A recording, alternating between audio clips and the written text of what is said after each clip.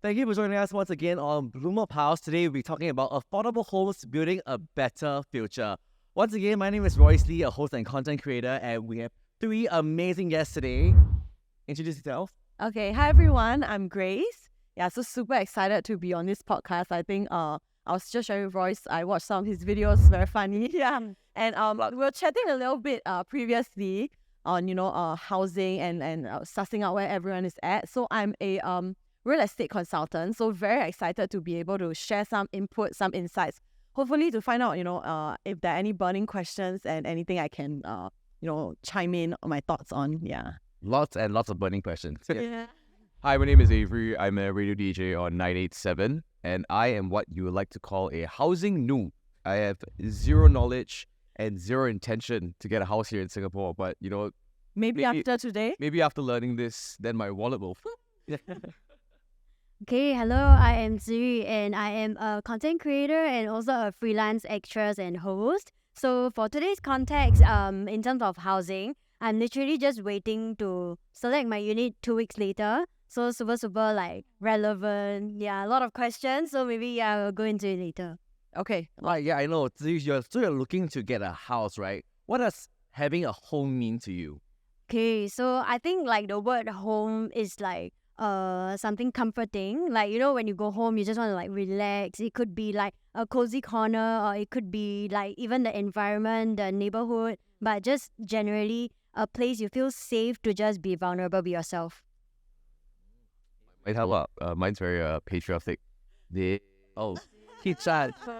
No, I think home is it's a very strong word, and I feel that it doesn't necessarily have to be a building, or it doesn't necessarily have to be a house. I think a home is somewhere that, like Suri said, where you feel very comfortable in, right? And to me, that could be in your bedroom or in, a place where you find in a little shop house in the corner for $600 a month. Yeah. Okay. My turn. Oh, yes. Since you're the expert, what's a home to you? Now that you've seen many, many homes. Yeah. So, okay. I mean, from a real estate angle, right? A home is basically accommodation, right? Accommodation for different people at different stages in their lives. So definitely being a real estate consultant has changed my perspective of what a home is.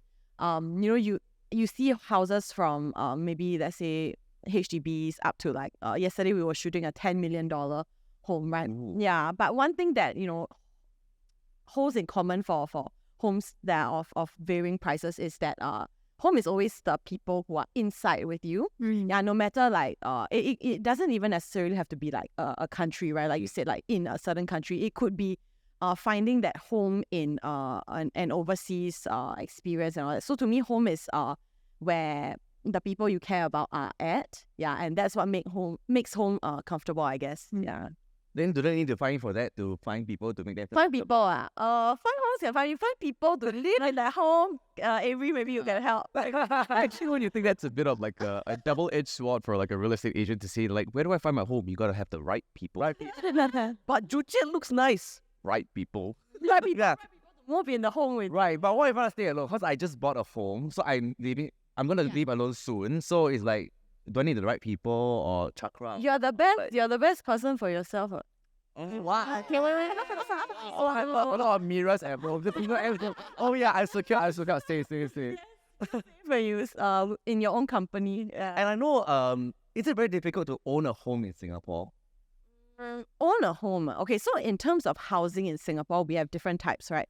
So, like, are you referring to, let's say, HDBs or like private? Yeah, maybe we can start with like HDBs. Okay. Maybe, yeah. Okay, so for HDBs, there are two types of housing. So you have your BTOs and your resale properties.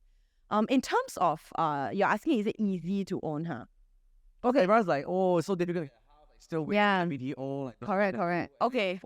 So definitely first thing is, I mean, your life stage, right? So if you are looking at HDBs, then unless you are 35 and above, then you can buy under the single scheme. If not, you must have found the right partner already. So in terms of difficulty, I would say there's a lifestyle element to it, right? Because a lot of people want to move out. A lot of people want to have home ownership. But if you have not maybe found the right partner, then maybe renting is a pathway, right? But if you are looking at buying, you can consider a BTO or a resale property.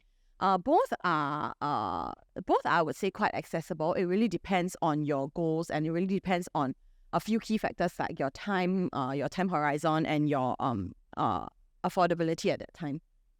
Right. So any like stories from maybe yourself or your friends that you can share that like successfully got a house? I think like for BTOs in particular, I know a lot of people like for the past few attempts, like they told me it's my 8th time, my 9th time. It's crazy, but then I'm damn lucky. This is like my 2nd time. Okay. And Not showing off, yes. so Only. Hey, but you know, my first time, it was like I didn't even get a lousy number. It was just like, oh, it's unsuccessful. So I thought like, nah, I'm not gonna have a chance. Then I just go for the 2nd time, and it's like quite good. Is it like in a mature estate or like a? I think it's considered mature, but it's not in a PLH scheme. It's like the central area. Okay. So really quite lucky this time. Yeah, so the PLH scheme is basically like a new scheme rolled out by the government. It's the prime location public housing. Yeah, so in some of the very hot areas in Singapore, they have rolled out this scheme where you there are certain conditions to it, such as like a 10-year MOP period.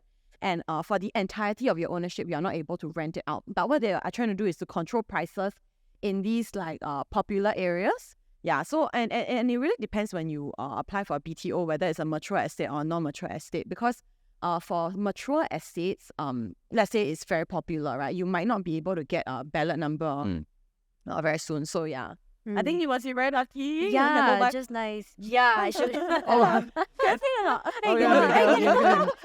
So coming from from the housing noob, so you stated that you didn't get even a good ballot number the first time. Yeah. So if you do get a good ballot number, can you reject that and say no, I don't want?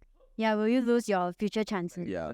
Okay, yeah. So in the past, usually so for BTOs, there's a lot of demands. People just keep applying, and there have been instances where they do not move ahead to get it. So in recent times, the government has announced that if you are invited to head down to select your unit number, and if you choose not to, and you are, you're not say the tail end that there are not enough choices left. You do have a sizable number of choices, and you choose not to proceed, then you will not be considered the first timer anymore. Yeah. So it does kind of affect your future. Correct. Oh no. Yeah. So you need to make sure that you are ready. You need to make sure that this is an area that you are really seriously considering. Then you move ahead. Yeah. Like not to apply blind. Correct. Because if not, then the people who really want it, they don't have a chance. Right. Are you ready? Are you? Yes. Yeah. But are there any like tips and tricks for like young couples to like get it? Cause like her friend like 8-9 times cannot get it. Is there any way? Is there any way? That one Writing letter to the minister. I'm joking. My letter also no use one. Yeah. So that I would say that the regulations will help to taper like people who are not really ready, they will be deterred from applying. But in terms of tips and tricks, I think it's a fair game for BTOs. Yeah. How about like certain areas like higher chance to get it? Is there any like areas in Singapore that you feel that it's possible? Yeah. So non-mature estates, meaning new towns, like for example Tengah. Like if you're looking at those like Toa Payoh or city centre like Kallang Whampoa, it might be tough. Yeah. So correct. So Kallang Whampoa is like maybe like considered quite central, right? So that might be hard. Yeah. But if you're looking at further in the outskirts, like what we term as OCR areas, outside central region, certain new towns, it might be possible. Yeah. Right. So for yourself, have any like inspiring story that you have helped like maybe a couple get their like dream home? Get their You can think of. A couple that helped get a dream home is myself. Congrats. So I recently moved into my resale HDB. I just had a housewarming. I think I moved in about 3 weeks ago. Yeah, so really exciting. Yeah. I decided to go for the resale route. So later we can discuss a bit more about the grants available. So because if we talk about affordable housing, then people might be curious, what are the separate grants available? But if you were really to look at it, it is quite affordable for people. Yeah, so we're talking about the different kind of grants that you possibly could get, right? So there's one like CPF housing grant. Yeah. Do you go for that option or? Okay, yeah. So in terms of housing grants, there are a few different. Yeah. So I think you might be familiar for BTO. I think you took maybe you took the enhanced housing grant. Yeah, I believe so. I think because when we applied, there were a few steps. Then we just like click. You want a grant? Yes. Yeah. Always yes. Correct. Choose something. Always yes. Yeah. So for BTO flats, okay. So BTO and resale, what is the difference, right? Is that BTO flats, they are considered subsidized housing, means you buy directly from the government.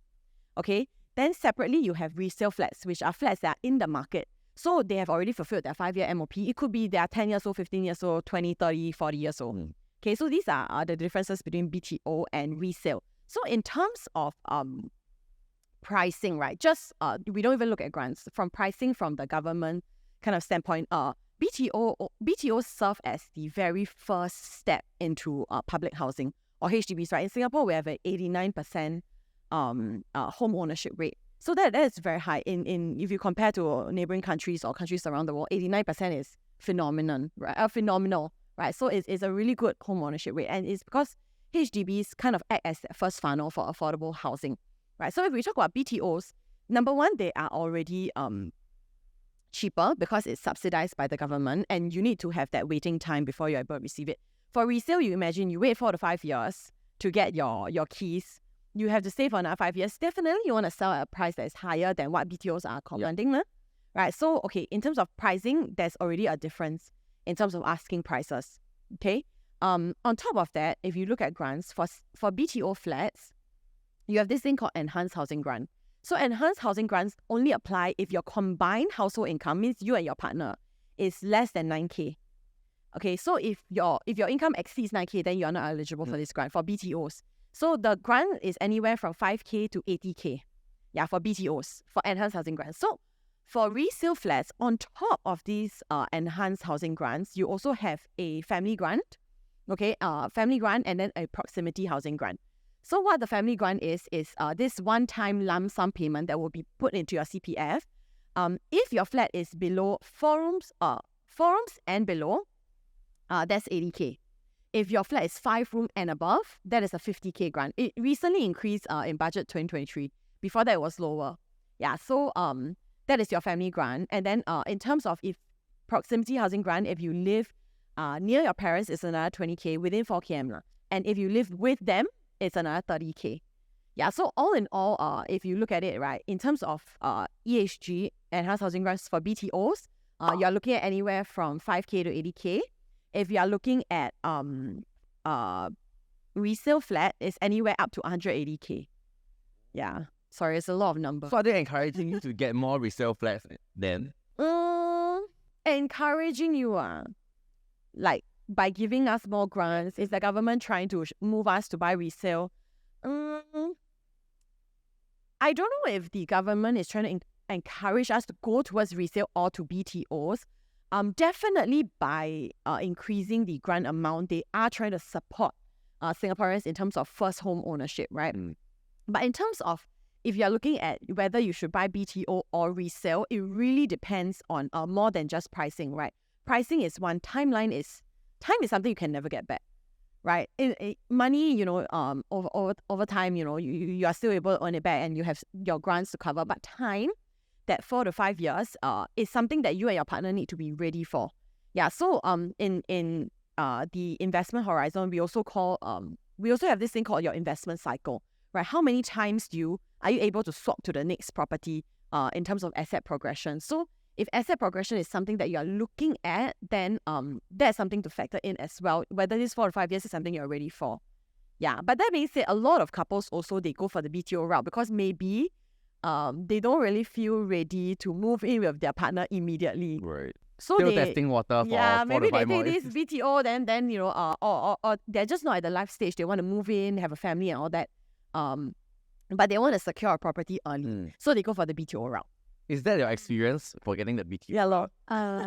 Kind of. Because actually, it's an advice from my boyfriend's mom. Like, she was saying, like, you can see it as like an investment first. Like what you said, like we have that 5 years gap that, we want to travel, we want to do different things, like we can. And like what you said now also, that now we're kind of like moved in already, just taking turns to stay at like the different houses have lah. So in a way, like this is that test water period. And then like when the house is here, it's like, oh, by then like we should be, we should be ready to settle in everything properly. So it sounds like it's right. So this is kind of like a good buffer for us. Okay, so I do have a question on the grants, because like right now I'm literally just 2 weeks away from selection, and I heard that I have to like make sure that I'm ready like with all the documents I need, right? So one of it is like pay slips. So my question now is like, will they access my income now to give me whatever grant amount it is, or will it be by maybe 5 years later when I go for my key collection? Okay. So there are it really depends on you and your partner whether you have been working for about 12 months consecutively. In that case, if yes, both of you have been, then they will assess your income based on now. But in the event that you are maybe some people apply for BTO, they're just students and all that. Then in that case, if you are unable to produce this payslip, then it will be a key collection. Then they'll assess then. Yeah. Because like see how much grants you can take, because the ESG depends on your Right. income. Right. So the more you earn, the of course lesser grant cost must be fair. Yes. Right?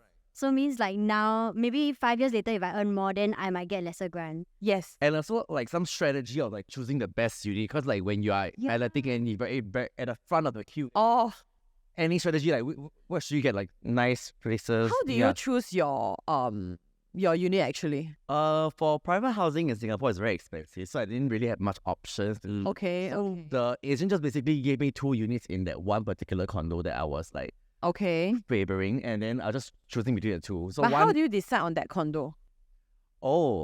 cause my parents are property agents as well. Oh. So they were like, Even Why you Rating the never best. revealed it? But you're gonna find my parents that are still available. Although my mother retired, but my father's still working. Anyway, so they were telling me maybe in that area is better for like small unit condos, because I'm a solo person, so looking for a studio or 1-room condo is better for that kind of area. Yeah. I see. Yes. Yeah. So when I was choosing between that, it's gonna be tough when because a studio condo is like literally a club room in a hotel, so just walk in, just the bed ready. Okay. So I have to choose something that is like still a bit spacious and Yeah. to invite guests over. You chose based on like facing, or you chose based on interior? Like interior or exterior kind of? Yeah, so the thing about to future homeowners, you must go with your agent. Sometimes you have to annoy them. Sometimes agent always tell me a lot of nightmare stories about like going in the morning, going in the afternoon, going in the night time. So you want to see sometimes the sun falls very badly out in the sun can be on your bed. The person you wake up so warm, so hot, you don't want that Okay. as well. And you want to see whether like well ventilated. Yeah. and stuff. So that was a lot of things that I was like considering when I went to the Okay. So your eventual choice, like what made you decide one over the other? like my vibes. The she was really my I body. know. Yeah, Yeah. I went into one unit. I tell you, the one the owners trying to be being very clever, so they try to break the studio unit into like small little rooms. Okay. So that you Okay. can like Rent it rent- out. they all- But I don't like the very small room, like a cell lah, no. And then I want like Yeah. very spacious, like and run around. Exactly, yeah. I think Although it's very small still. I think that's a good way to like ask, because you said you're selecting it in 2 weeks, right? Yeah, and I'm so lost now. Yeah. So my brother recently got his BTO flat after 5 years of waiting, Okay. and he selected like a little, I wouldn't say it's a corner unit, it's like one away from the corner unit, right? And when all of us went, my mom, the first thing she went was, I never picked the corner unit. Yeah. Right? I don't get the buzz behind it. Okay. And maybe from a real estate agent and from somebody who is selecting in 2 weeks, right? Is a corner unit actually better versus a center unit? Okay. In terms of corner unit versus like corridor unit, Right. I would say it's like a preference. Like even Ziri, when you go and select, right, it's really up to your personal preference. Why people prefer corner units is privacy. So you don't have like neighbors walking past you. You know, you are the last, so you are the one that walks past people's units. Corner units do have that added level of privacy. Usually, you know, you are able to open your windows fully. There's no neighbor that will walk past. They won't even be able to see. Yeah, and one very key thing about corner units is that they are usually larger also. Oh. Yeah, they're slightly bigger in size. So definitely price, there's a premium, but if you want space, then Right. and you can afford it, then you might be looking at a corner unit. Is it like way more expensive? In Singapore is they usually do like a like per square foot kind of calculation. So it's I would say it's quite proportional. Yeah, like how much bigger it is quite proportional. Pay for what you Yeah. get. Yes. Yeah. Correct. So you do have an idea of what you want? you know, the sad part is like, because right now, okay, like not that sad, but then like there are people that will create like a Telegram group chat. Yeah. And then like all these are passionate people, they are not paid. They go on HDB website to just refresh every other hour to update like what units are taken. And I just think it's pretty cool to be able to access that, like, you know, not heading down to HDB or even like message or email the person, right? But okay, the sad part now is that all the units that I've shortlisted with my boyfriend are taken. I know, right? Because How like did you shortlist this few? Based on what? Yeah. based on my vibes, there's a yeah. also Oh, yeah. set plan got vibes, man. A bit, you know, because I think firstly, like I always see like this random like set of numbers together, so I deem that as like my lucky number. Then just so happened that there's a unit with that set of numbers, so I thought like, oh my god, the universe is telling me to get that. And so that's why when I was like, okay, like very happily selecting whatever, then June was the selection, and now it's been like a few months lah. So I'm just like, oh my god, it's like disappearing, and now like 2 weeks before I realized that my unit is gone. It's literally like just days before today that my unit, the one that I want, is like gone. Yeah. So that's why like the vibes that I got is because like of where it's facing also lah. Like it's city area. Then like, you know, if I go to a spare room, then it's like a bit of the nature, like towards the expressway. Okay. So I feel like generally that area is like nice, and I think the set of numbers is like lucky, I guess. Okay. So that's why like really you can tell the whole block is really like just that stack. Like everyone's taking up that stack. They know what they're like into, right? Right. They Yeah. all feel the same juju. Yes, exactly. Yeah, they And I all don't feel the same vibes as Yeah. you. No, Yeah. Zuzu lah, scenery. They want to see a nice Scenery. view lah. So wait, Yeah. so the way it works is that in 2 weeks' time, you're going to go down and you're going to have to select the place. Yeah. And if It you not don't, should be blacklisted.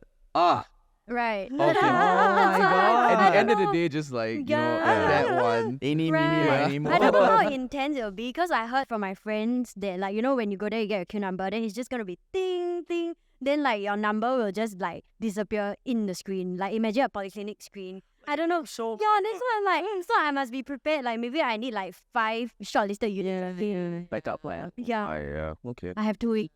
Pretty stressful. Correct. Yeah. I think usually I think either condos or even condos, they have new launches, right? So you are unable to see if it's. So that's another difference, like BTO or resale. Resale, you really can step in. Yes. You know, you can feel the juju for Yeah. your yeah. Yeah. BTO is like, you know, you are looking at site plan, you're looking at maps. Yeah, It information. takes a lot of like trying to understand the site map to select a unit, right? So what some people do is also quite interesting. I've heard of clients that actually head down. Okay, so I actually visited the sites. So I think this project that I am in is quite interesting because there's like 2 different estates within one project. So typically I think what BTO is doing is like you apply, you get a queue number, you are just choosing from that few blocks. But now I have 2 different areas that I can think about. So I visited both to compare, and I think one of it is like quieter, another one is like really right next to 2 different MRTs. So I Okay. think like that's why it's a bit competitive in that sense. Like people get to see what they want. And just nice, like my boyfriend and I liked the quieter area. So we already know like that's our vibe. Yeah. But it's just now when we go there, we can imagine, okay, we want above level 20, we want above this, we want this, that. But Yeah. it's gone. So I need to rethink again like which stack is good for us, lor. Correct. Mm. But you Yours is the underground MRT or the above ground MRT?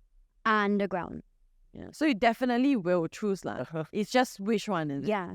Yeah, then I think like what you mentioned, going with options, you know, like really figure out like different pros and cons of each unit type, like the layout, the facing and all that. And then I think cannot be perfect.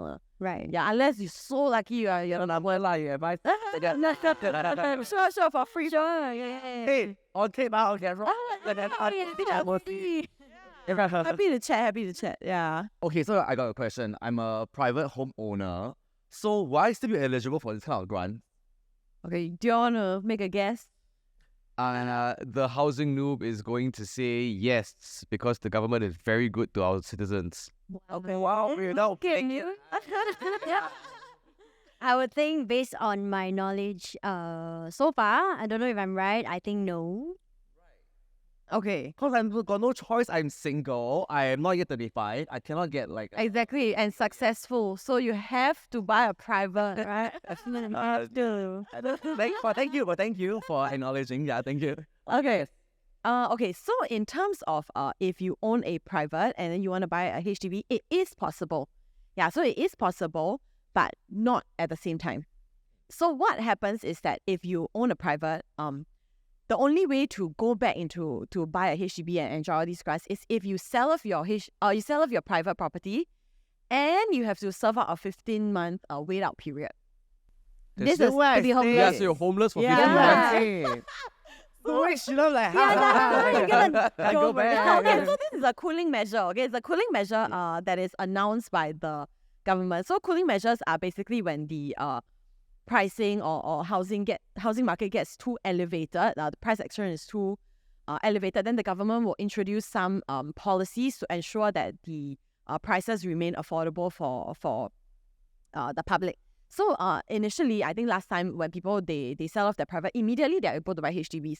So something that happened is that because you have a lot of I mean when you sell off your private, there's quite a lot of cash that you have, right? So they want to downgrade into HDBs. So they are able to buy HDBs freely. And there's this component called COV, cash over valuation. I'm not sure if you are familiar. No. Yeah, please okay. explain, yeah. Okay. Yeah. Cash over valuation is when you buy a HDB property. After you put down your $1,000 option fee, the HDB valuer will go to your place. Then the valuer will kind of give a fair assessment of what your HDB flat is worth. Let's say you agree with the owner 600K. Then your HDB valuer says, okay, your valuation is at 580K. So this 20K amount, just like I say 600K or 500K. 600.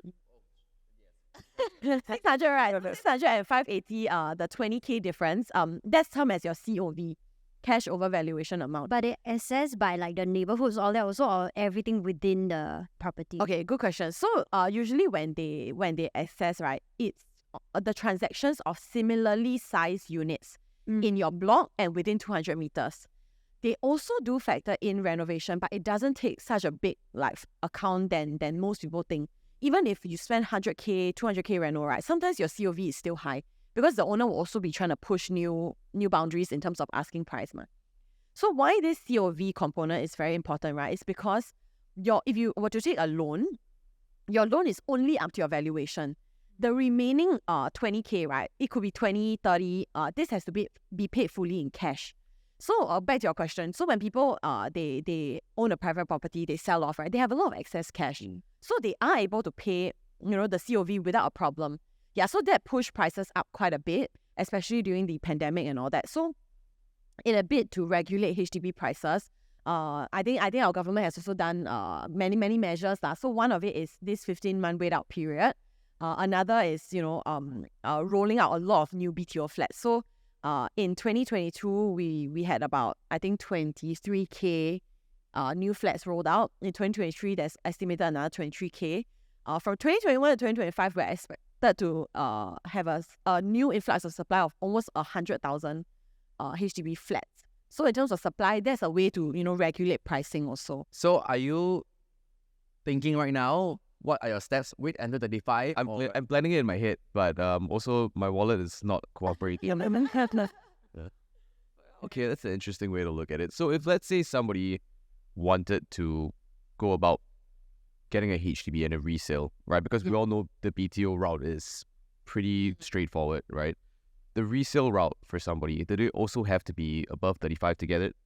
No, you don't have. You mean as a single? As a single. Oh, yes, as a single, yes. So you still have to be above 35. Yes. But what if you're a couple? What's the route that you do that for? Okay, if you are a couple, you have to be like a matrimonial unit, right? So it also depends like whether you are Singaporean PR and all that. If you are Singaporean, no problem. Singaporeans and PR, then there's no issue as well, but your grants will be slightly lesser, just slightly. If you are PR and PR, then you have to be married and you have to be PRs for minimally 3 years each.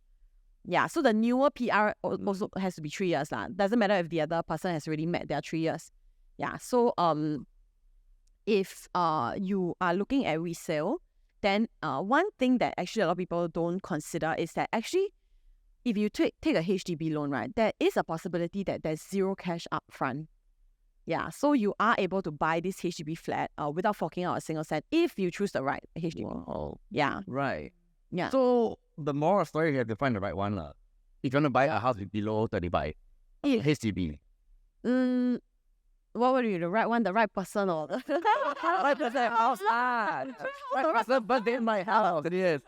always the right person first, then right house. Not right house, then go and find the right person. Okay.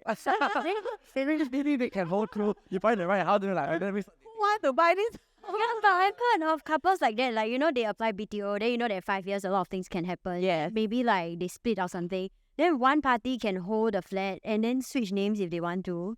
Yes. So, like for example, A and B, they apply for this BTO together. Then in the end, it's A and C that moves into the. how does that? Yeah. How do you tell B to like? Excuse me. Like, No. It's like if they break out or something, then you have to write into HDB to change the name of the person. That Oh, so you could actually do that. subject to approval. So it's not 100%. Yeah, it's not 100%. So if you really break out, sometimes you risk losing the deposit. deposit. Yes. Oh, not half of it. No, I mean half. You pay by paying. Why the breaker on the house of me? Cause of that person. Then they pay out. So cost the breakup who pay. Okay, so but definitely a lot of more affordable living options in Singapore to a lot of Singaporeans and even PRs. Correct. Right. Yeah. So now talking about like living in Singapore, how about our neighborhoods? About fostering like thriving neighborhoods with our neighbors. So your experience living in Singapore, Ziyu? I feel like from my perspective, living in HDB now, it's like, I feel like maybe because it's an old estate, so I don't really get to see a lot of like youngsters. Like if I compare it with like living in school last time, like, you know, that community, like everyone like same vibe, same age and everything. Now I see that a lot in BTO estates because they have like group chats for the block. It's like similar to school hall, you know, like you have your block chats. Then you can order your suppers together, your group buy and everything. So I think like if you live in a BTO community like then you get to experience that. Quite fun. But older estate, maybe you can see hello uncle, hello auntie, all that. But then I don't know, what do you guys think? I kind of agree, and I see where you're coming from. When I was growing up, I stayed in HDB all my life, right? And it was a lot of fun. I made a lot of friends. We played under the blocks. There was the playgrounds. We played like void deck football. Don't arrest me for it. All that kind of thing. And I think the only difference is that now, as you grow older, people who are the same age as us start getting BTOs. They start moving out. People start moving out of country. So you only see the uncles and aunties. But Yeah. even in my estate, like, my neighbors love my dog, so they always play with my dog. We still talk to them, and you know, people kind of still chat. The kids don't really play as much because there's not many playgrounds anymore. But I still think that whole community from the HDB, like you said, it moves on with the BTOs because then everybody is kind of that same age, Yeah. right? And it Yeah. progresses, and then when you have kids, they'll play with the rest of the kids as well. So I think that's just gonna continuously grow, and it's forever changing. Right. I think one thing like strikes me very different from last time and now for living in a HDB. Last time the HDB only the central units have like 1 or 2 lifts. Yeah. Now every one block has like 5. Mm. So last time when I take the lift up to whichever floor, I get to connect to my entire floor, the neighbors, or like even everyone that's coming. So when you walk one road down, hello. I can see what they're cooking, like who's in the house or who's not in the house, and then like it's quite friendly. But now I'm just like streamlined down to where my 2 units are at. So it's like I only say hi to that bunch of neighbors. So I think it's like a bit different, and like the people that you know are like just smaller, get less. Yeah. What about you? Maybe I share from, because you all share from a personal standpoint, maybe I share from like a real estate or urban planning kind of standpoint, right? The HDB towns also have a lot of amenities. They have a lot of like, you know, those food centers, hawker centers and all that is surrounding. So let's say if you were to stay in a private or maybe a landed home, then that might be quite inaccessible from your home to let's say you used to drive out and all that. But HDB towns, they are very vibrant, right? Your dental clinics, your beauty clinics, supermarket, wet market and all that. Usually they are just a stone's throw away. Yeah. So HDB towns do have that added advantage of whatever you need within your fingertips. Yeah. Not just like friends and family, but also amenities. Right. And the CC is always very hardworking. They always got like Even join us on this block party, join us on the celebration. I think it's really good that individual like neighborhoods have their own like teams, working hard for them. Yeah. It's an interesting point. Community centers. I recently met a friend who moved quite recently into Singapore. He was asking me, does every does every neighborhood have a community center? What do they do? And I was like, yeah, when I was younger, I took classes in the community centers and stuff. And he was like, there are classes. I just think that people don't actually know. And I think I made friends, during these classes, and I made friends around the spaces that you're talking about as well, which are very, very, very accessible to the HDB community. Yes. So yeah, it's something that I think a lot of people overlook actually. Yeah. There's also like rooftop gardens. I don't know if you guys heard. Well, my block very old, don't have. Yeah, mine like yours very new. I thought it's like something they implemented, like maybe it's like at the rooftop of a multi-story car park or like yeah. So I think what you can do is like you ballot for a spot, then you can like do your own farming. You can like plant chilies or parsley, whatever that can grow in Singapore. Yeah. Oh, so it's Try to maximize the space. yeah. Bishan to Bio GRC, please catch up. But definitely a lot more options and activities for your neighbors to like get together. I even see like they ask you to go do a day tour to a mushroom farm or like a day tour. Really? For my block, yeah, my mother always go. Really? Yeah. So like they make friends with like even blocks, neighbors from other blocks. Yes, correct. That's Yeah. quite cool. I think it's important because you want, like, when talking about the notion of a home, right? It's also somewhere you feel safe. So, like, when we talk about people, it's not just people in your house, also people around, right? You want to feel that, like, your neighbor has your back. Like you want to have a pleasant experience in where you're living. You want to know that, like, okay, if my parcel comes, then maybe or whatever help you need, that your neighbor will be someone that is able to help out. So you don't stay in Yishun. Kidding, it's a joke. It's a joke. Nice. You see all the producers' eyes open. It's like, Yeah, I think you're right. That whole concept of making sure that you feel safe in that space is very, very important, especially in Singapore as well. And like you talked about parcels. The amount of times that my neighbors have just like seen my parcel and shifted it a little bit more to the side just so that nobody takes it. Like it's a small thing. exactly, like you just feel safe. You know that, like, this is your area, and you know who is like living around you. Yeah. All right, so looks like we are almost to the end of our podcast. So Avery, are you still motivated to get something for yourself? Well, the goal is obviously to always own a home in Singapore. Whether or not that's gonna take me another 7 years, or maybe I will find a partner in life, I don't know. But at least now I've got more knowledge to know that if I do want to find a house, I can ask Royce. Yeah, you can go. Yeah, I'll rent out my room.